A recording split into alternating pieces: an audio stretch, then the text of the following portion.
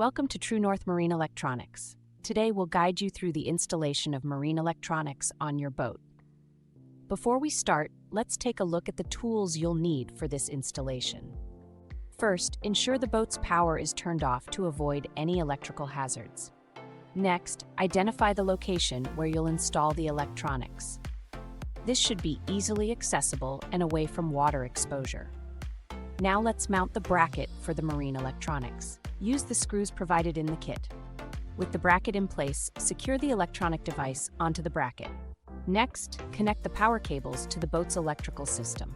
Follow the color-coded wiring diagram. Ensure all connections are tight and secure to prevent any loose wiring. Now, let's connect the data cables to the corresponding ports on the device.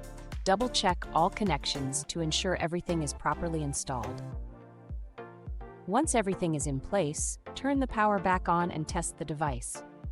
If you encounter any issues, refer to the troubleshooting section in the manual or contact True North Marine Electronics for support. Congratulations! You've successfully installed your marine electronics. Enjoy enhanced navigation and safety on your boating adventures. For more tutorials and marine electronics, visit True North Marine Electronics online. Thank you for watching. Safe boating!